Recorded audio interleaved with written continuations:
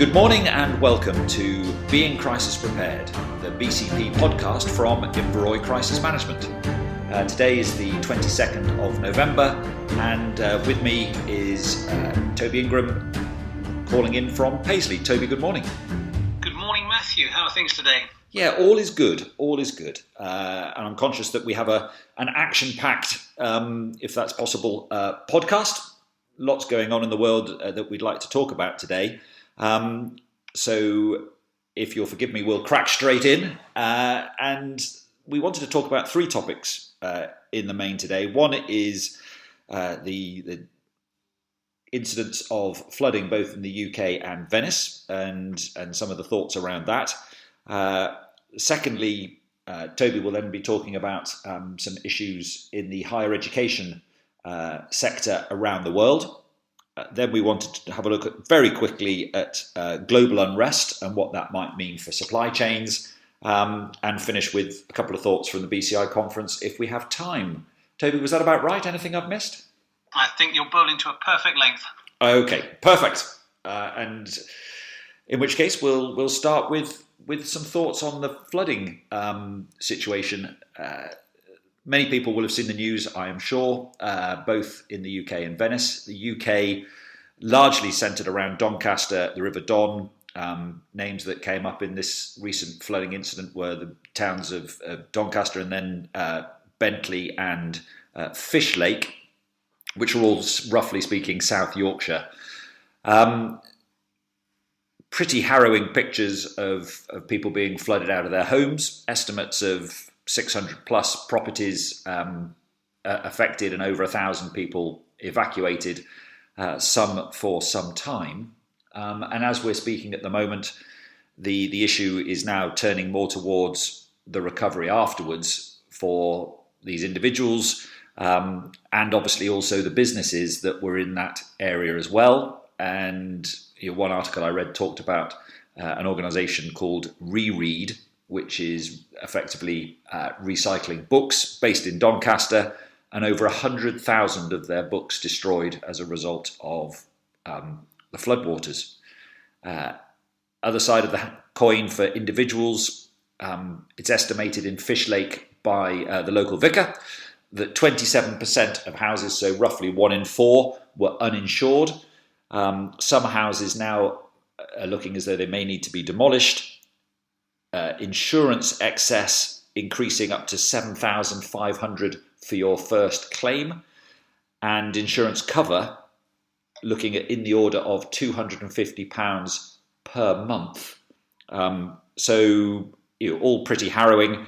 And there are still, as at yesterday, 55 pumps in operation, pumping in the order of 15 tonnes of water a second out of the Fishlake and surrounding areas. So pretty harrowing figures, and you only have to go on the news to see streets lined with damaged furniture, carpets, etc. And it just struck me that one is the time that it's going to take for the insurer to get around and inspect the damage, if you are insured. Secondly, how many plumbers, plasterers, decorators, heating machines are there to do that relatively small area? And classic supply and demand, if there isn't enough supply, then price goes up.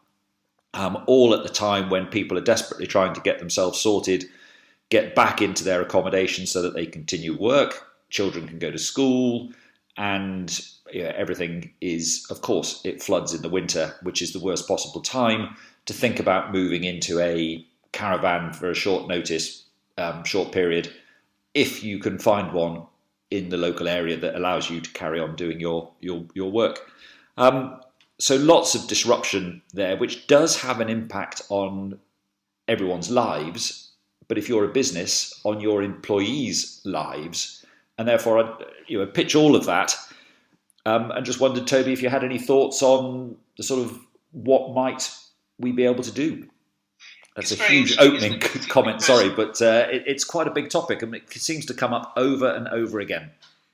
It is a big topic, and it's happened every year for certainly, I think, the last decade, whether it's Cumbria, Carlisle, Yorkshire, the south, these floods do happen, and climate is changing, and this is what is happening. I think the interesting point from what you've said is that how many assumptions are now being challenged. So the assumption that you can insure your house against flood is being challenged because the prices are becoming out of reach for an increasing number of people.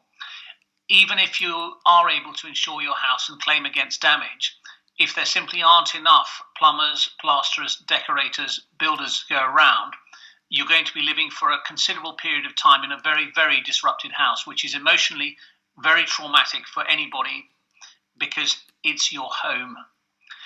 And I think to take that a stage further, if we look at the recent story from The Guardian about Fairbourne in Wales, Gwynedd Council, which is the local council, in the first case of its type, has decided and publicised that it can simply no longer defend the village of Fairbourne, which is between the sea and the mountains. So it gets threats from seawater, but also threat from increased rain runoff. And Gwynedd Council are planning to move the 850 residents out of their houses by 2050 or sooner if the sea breaches the defences.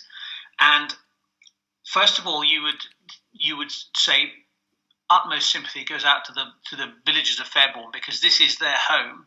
Many of them have not grown up there but moved there because it's an idyllic location. Yeah, lovely spot. Yep. Founded by the flower mogul MacDougall. And clearly, now that this announcement has been made, you cannot sell a house there.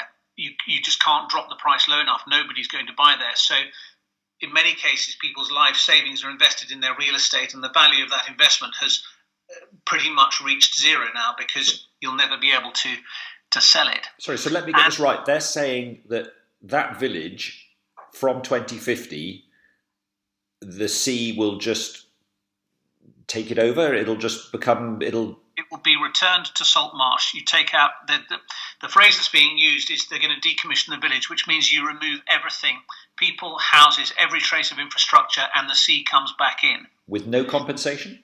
With no compensation and no resettlement plans. It's just you're on your own, and it's not from 2050, it's by 2050. And is this unique, or have we picked up? This is the first case of its type, but the UK Committee for Climate Change reported last year that 530,000 properties on the coast of England are at a similar sort of risk, and 104,000 properties in Wales. So not only is this problem not going to go away, it's going to increase in scale. And, so heartfelt sympathy to the residents affected. With my business head on, I would say well done, Gwynedd Council in Wales, because this is top quality horizon scanning, and it's a willingness to take really, really unpalatable, really difficult decisions. And I understand how upsetting that decision is for residents of Fairbourne who are protesting against it at the moment. But you would have to, in the same breath, acknowledge that's very far-sighted and that's very strong leadership and decision-making, because it's a huge decision. Yeah, and that's an issue that we've bemoaned before, isn't it? That delaying these decisions isn't going to change the factors that affect the decision. And I remember we spoke about, I think it was is he called the First Minister in Wales, delaying a decision about widening the M4 in South Wales because it was too expensive. Well, guess what? I can't see it ever getting any cheaper. So, this is, by giving them 30 years notice, I guess that's proper horizon scanning, isn't it? Yeah. It is, and a decision that nobody would want to make and that nobody would welcome. But I think Gwynedd Council have set the example here, because if the figures from the Committee on Climate Change are to be believed, this problem is going to happen more and more. And whilst we've always had the concept of managed retreat from the sea, which allows an area that was not previously exposed to flooding to become flooded by removing coastal protection, but in previous years that's only happened in low-lying estuarine areas where there has been no population. Okay, so I think I've heard that before in Essex. Yes, Saltmarsh is down Tollsbury there. managed to realign the Tollsbury site in Essex. Yeah, so really interesting, and 500,000 properties, therefore several million people potentially being displaced and needing to find houses elsewhere. Already pressure on the property market, and so it goes on. So again, perhaps one to watch. Just bringing us back to house properties and flooding in Yorkshire. I guess the thing that people can do if they are in that sort of area, flood risk area, if you have something of value, but it's a bit like the fire thing. For example, photographs that you can't replace.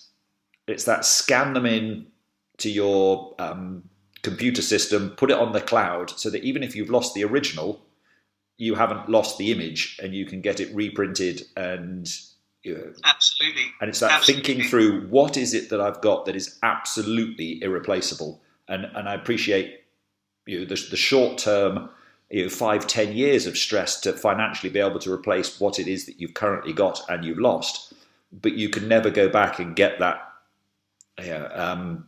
image again, and things like birth certificates, marriage certificates, property ownership documents, all of that can be scanned in now and saved, and it may not have the original signature on, but it's a darn sight better than not having anything at all. Same with passports, all of that can be saved. It's a bit of a faff, but if you live in an area that could be flooded, why would you not do that? And just to finish us off, the other thought that I had was when you were talking about our previous assumptions, picking up on the Venice piece, I read that St. Mark's Basilica has been flooded for the 6th time in 1,200 years, which sounds, well, that's all right, until you read on and see that, but 4 of those 6 occasions have been in the last 20 years.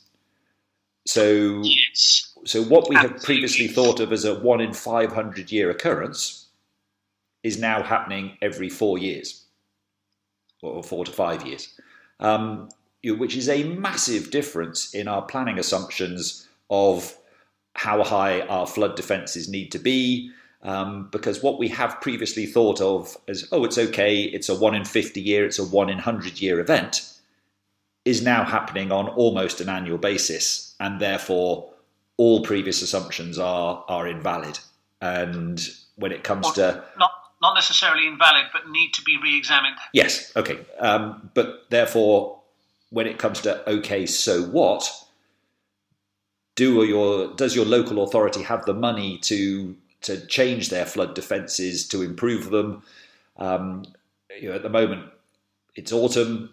I don't see much sign of local authority having the money to empty the drains of leaf mulch, let alone rebuild major flood defences. So if the local authority can't do it, then it comes down to the individual. Hang on a second, this is my house, this is my business, rather than sit on the fence and wait for it to happen. Because as we've just said, insurance premiums, if your first insurance claim, you have to pay the first £7,500, well, why wouldn't you want to spend a few £1,000s making sure that you never have to make that claim? It's all part of that mix now, and I think the game is changing, and it needs to be reassessed in that new light. Anyway, I'm conscious that we spent 15 minutes on that nearly, and we've got much to talk about, unless there's anything else, Toby, on that. No, I think we will leave water there. There's lots more to talk about national water management, national infrastructure management. Yeah. But I think we probably leave that for another day. Yeah. And rest assured, our thoughts are with the people of Yorkshire and of Venice. And I know that they have great response capability, and they have a Yorkshire Prepared Twitter feed and so on that is doing good stuff. Okay, Toby, you wanted to talk about higher education. Thank you, Matthew. There's some interesting articles, news stories come up recently, and higher education is turbulent, as most sectors are. We're expecting a university and college union strike both next week and in the new year.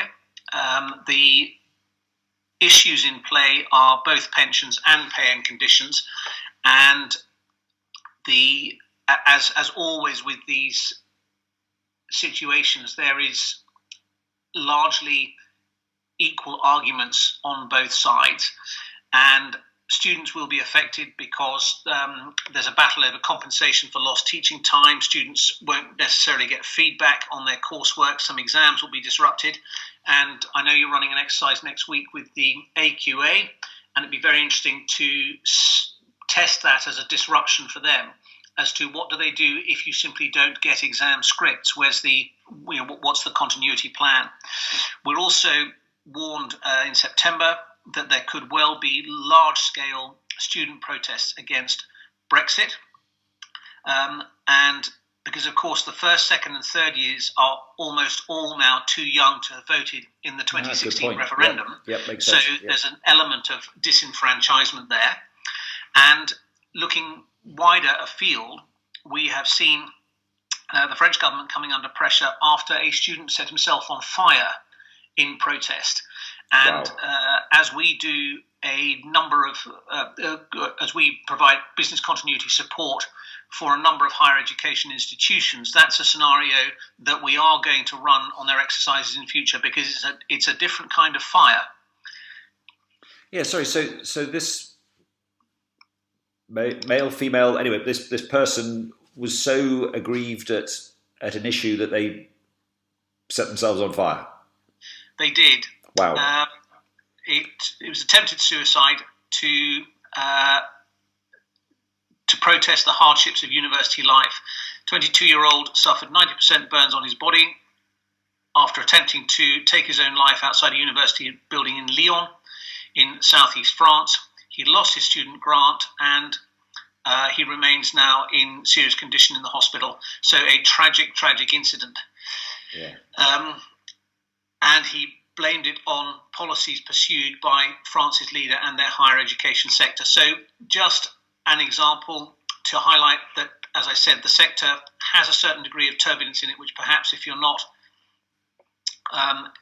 intimately involved in it, it may pass you by. So in terms of where the sector is going, I'd like to, if I may, explore briefly 5G and artificial intelligence in higher education. Okay. A quick rundown for those of you who have forgotten, like me.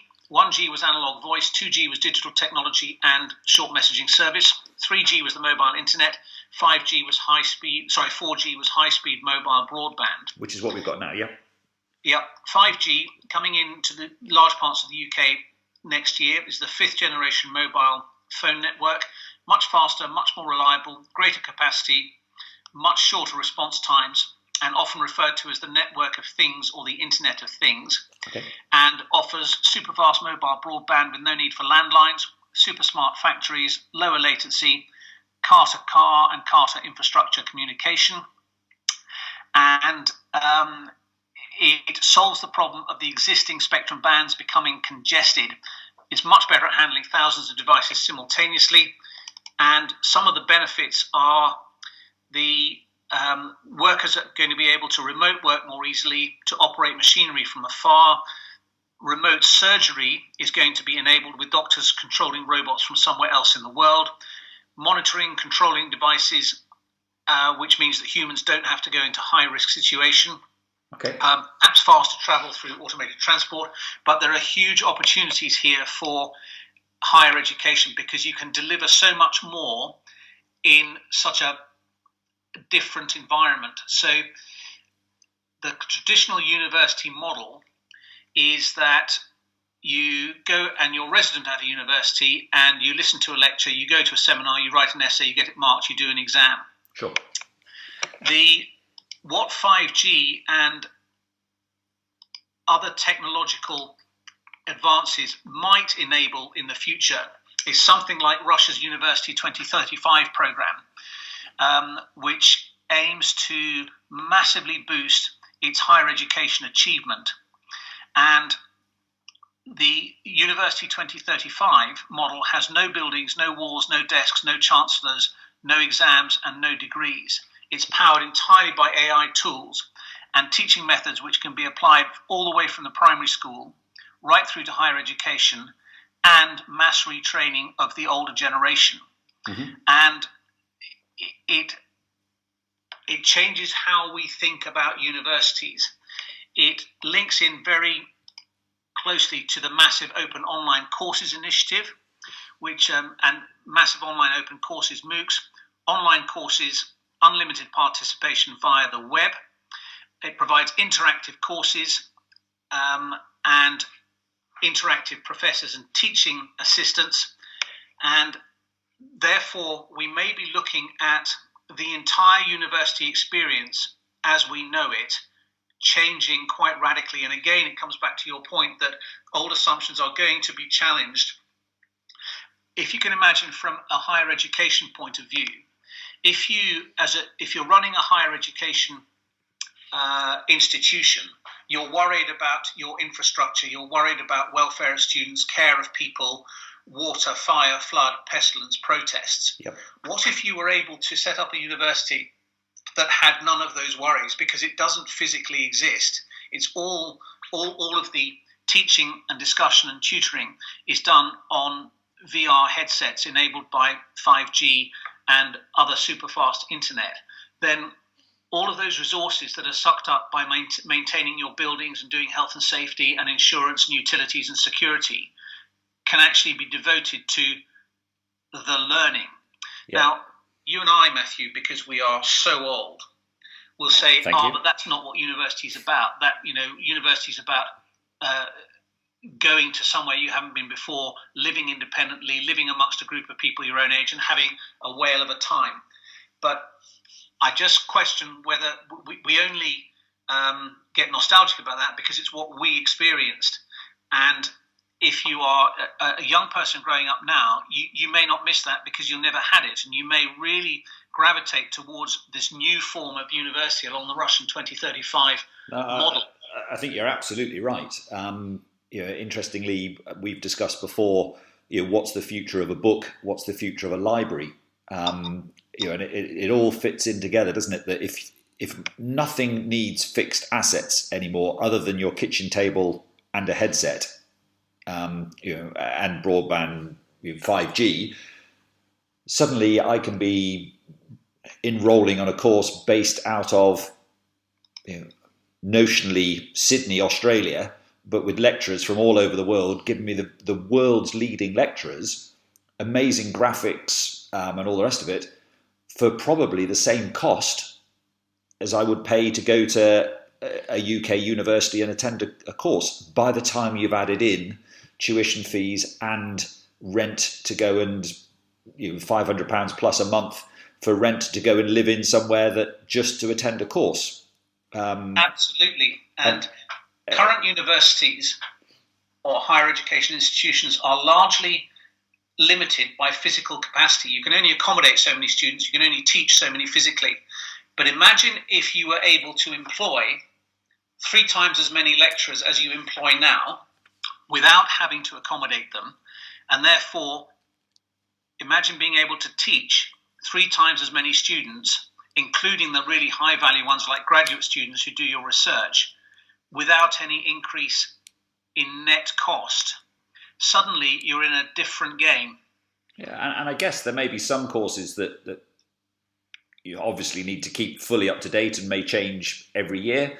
Other courses, once you've done it once, there may be bits that you can use many times. So not every topic. If I'm studying something from the 1700s, the view of what it means and its relevance to today may change, but the actual hard facts don't change. So you're not reinventing it every year and starting from scratch, which again, over time would be a saving. So no, massive cultural change to universities and all the problems of how do they maintain their infrastructure. But ultimately, all of that, if you consider, we're a university town type phrase, suddenly there's the risk that you're not going to be a university town because people aren't going to come to you in 20 years' time because they don't need to. Well, therefore, all that infrastructure for, we need pubs, we need restaurants, we need coffee shops, suddenly just isn't going to be there because those houses are not going to be in demand because people are going to be staying at home. and therefore, like Gwynedd Council in Wales, look that far ahead and start to diversify and change now before it becomes a traumatic halt. Yeah. And I think that there's a very interesting article in the Telegraph in September about how degrees are changing in nature. And Dr. Charles Prince, who's director for the Centre for Student Success at the University of East London, says that these degrees in future are going to be completely employer-led, and academia for academia's sake will end because the results that a student achieves at 21 will become redundant so quickly because they will not be relevant for employers. So you're now looking at stackable degrees becoming much more popular, i.e. study computer science and then go to your employer and whilst with your employer learn data management and data analytics because that is what is relevant to them. Yeah, I remember a friend of mine was trying to help his daughter a couple of years, 7 or 8 years ago now. She had a degree in geography, and the advice I got back from several companies that I spoke to on her behalf was, first degree doesn't matter, what's her master's in? And you suddenly go, yep. So that complies with your thoughts there, that it is real life issue that your first degree is no longer relevant. Or no longer sufficient to get you the job on its own. Another challenged assumption, isn't it? Because I was rather fond of my first degree, but to be told that irrelevant, well, that's the modern world. And the economies the world over are changing so rapidly now that we're looking at the emergence of something called a lifelong degree, where people need to upskill and reskill throughout their working lives. And the way to, obviously a great way to do that is 5G AI-enabled distance learning in a university that has no physical structure. So I think this is a significant change that's coming in for higher education. Yeah. And as many of our clients will say, hey, how many academics does it take to change a light bulb? The answer to which is, what do you mean, change? Some higher education institutions are by nature relatively conservative, but I think they're going to need to change radically and change early and treat this as an opportunity rather than a threat. And I can certainly see universities with physical form lasting for some time, a couple of decades, but if you haven't also diversified into really top quality distance 5G enabled learning, then I think you're going to carry an increasing amount of risk of not surviving. And I'm just, again, conscious that we're eating into our allotted time, but just to finish that, perhaps a timely observation. We had an email from my daughter's school last night. She's about to leave, or at the end of this academic year, she'll be leaving, and they asked for a donation to buy a book for their library that would have a little note inside recording our daughter's academic time at the school. And it then just struck me, going back to something that we've discussed before, what is the point of stocking a library at a school with books, given that their books they need to study are provided, when at the moment, the children at the school are using Kindle or online learning already. In 10 years' time, people aren't going to be going to libraries to get books if they are already. So in climate change type terms and in ways we learn, why would I want to go and donate some money to buy a book that needs to be produced, that uses up paper, that's going to sit on a shelf, because the children in the school are going to go and get the online version, not the paper version. Because it's a library, they can't write all over the pages and make their sort of academic notes, as you might do if it was your own personal copy. So it all fits in together at the moment that people aren't thinking, where is the next 5-10 years going to take us, given the pace of change that we've had in the last decade, the arrival of smartphones, etc., the quantum leap that we now see with technology.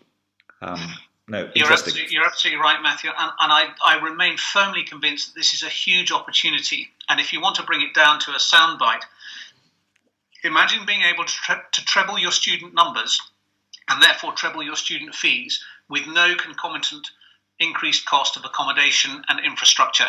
That's where higher education institutions should be looking and should be considering. And I'm not saying every one of them is going to go for it, but I think if you don't consider it, then you are, as I say, going to carry an increasing amount of risk. Good stuff. Okay, thank you very much for those thoughts on higher education and where it might be leading. The final topic that I just wanted to top on before we talk about the BCI global conference at the start of the month was just something that I'm picking up as a theme is global unrest and protests and so on. And obviously Hong Kong is very much in the news at the moment, long-running challenges there. We also are aware of challenges in Baghdad and southern Iraq, spilling over now into Iran, protests over fuel prices, Chile, Bolivia, hear reports of protests in India, in Pakistan, and obviously there's also potential for challenges anywhere at the moment because of Extinction Rebellion and the climate crisis. UK Brexit, what might that be? US impeachment, in elections there. People's tolerance seems to be becoming shorter and shorter, potentially stoked by social media. But from a traveller or a business perspective, is this something that we should be worried about, or is this business as usual and it's always been there? Toby, have you any thoughts before I carry on, or what do you think? I think unrest has always been present somewhere in the world, but there does appear to be a restiveness globally at the moment, with lots and lots of protests going on.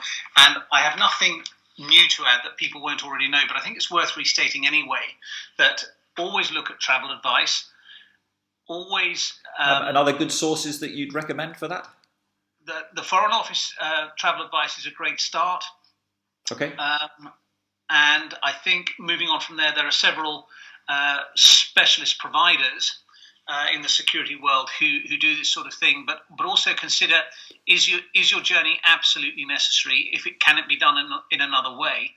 And in the longer term, if you are reliant on supply chains in the areas that are affected, then you may need to consider taking a large decision early of moving your supply chain if you think the situation is just going to continue and to get worse.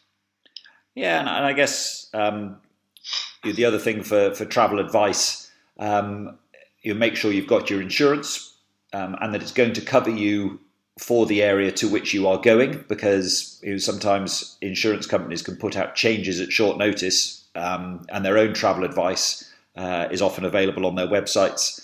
So always worth just checking that your insurance is going to cover you to get out of somewhere at short notice. If you need to change your flights, for example, who pays? And this whole thing of supply chain, it just comes back to that. If you only have one source of a critical item, that might be a risk. That is a risk, but it then just depends on your risk appetite and the volumes that you need. How do you manage it, etc. But it's certainly, I think, something that is again worth a periodic check.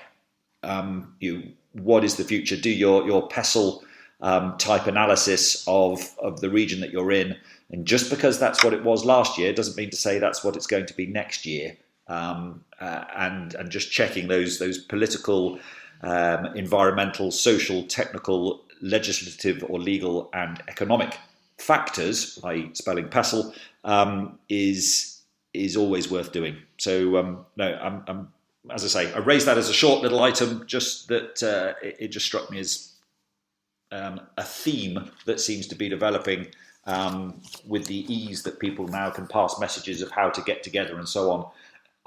To protest. And I suppose from the other end of the telescope, Matthew, is not just your supply chain. If your market is, or a part of your market is located in one of those trouble spots, analyse what would happen to your revenue stream if that market was permanently and severely disrupted, i.e. it disappeared for some reason.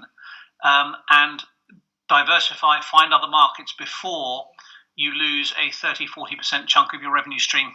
Yeah, absolutely. So again, a huge topic, but if you are listening and it does apply, please do your research, because it's better to be forewarned for all of these things. So finally, Toby, you and I had the fun couple of days in London at the BCI World Conference over the 5th and 6th of November. And I just wonder whether there was anything in particular that jumped out at you from that conference that you'd like to share, or perhaps I can start and give you a chance to think about that rather than surprise you with it. I was particularly taken with the communicating risk and uncertainty presentation that was absolutely brilliant. Professor Sir David Spiegel-Halter, I think, based from the University of Cambridge. And it was all about that. How do you present risk in a way that is understandable and clear? And he referenced, for example, a poster in London that says 99% of London youth are not knife criminals, well, or something similar, which suggests that therefore 1% are. And when you do the maths, that works out at 10,000 people. Well, clearly there are not 10,000 knife-wielding young people in London. So it's all about how do you present the statistics. 99% looks good until you analyse it. He also quoted John Krebs, who was the chair of the Food Standards Agency in 2000 to 2005, and some great advice that he gave him about communicating in a crisis. And I think that's going to probably feature as a blog of ours in the next month or so. But again, it's that idea of most things have happened before. Find good practice, and once you've found it, adapt it to suit your particular circumstances. And John Krebs survived through a period of great turbulence in food, including obviously the foot and mouth crisis, a certain amount of churn and challenge over GM crops, and I think there were one or two others as well during his time. So he didn't have his trouble to seek, and it won't be too surprising that he's now master of one of the colleges in Oxford and is now Baron John Krebs for the work that he's done over his lifetime. So a pretty good person to go to. But any thoughts, or would you echo what I've said?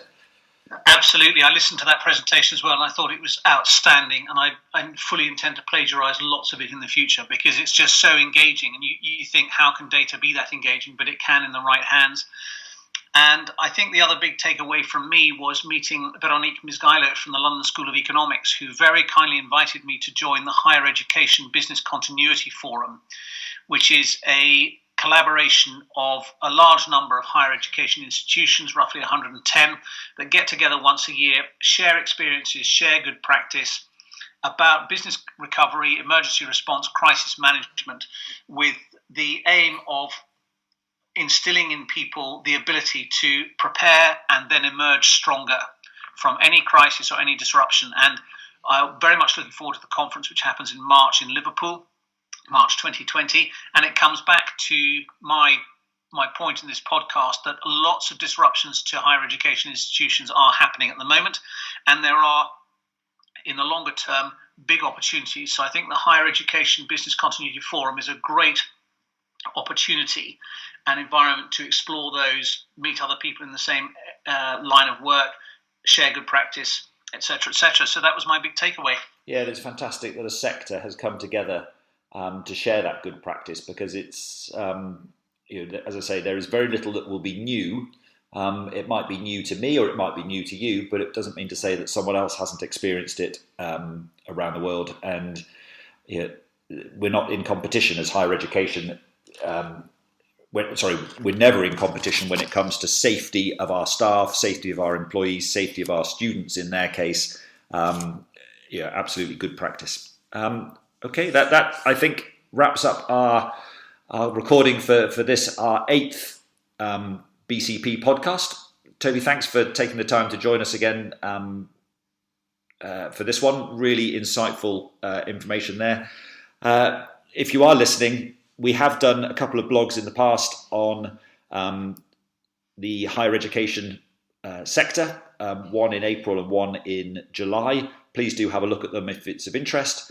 We have talked about AI before as well on our blogs and on our podcast, and sadly, flooding and infrastructure seems to be a reoccurring theme, looking at floods in Lincolnshire, the reservoir potential flooding at the Whalley Bridge, and so on. So after only 8 podcasts, it is becoming evident to us that these are big issues and they aren't being addressed. And so if you do have any feedback, we would like to hear it. Our email for this is bcp@inveroy.com. But for now, thanks for listening, and look forward to speaking to you again in December.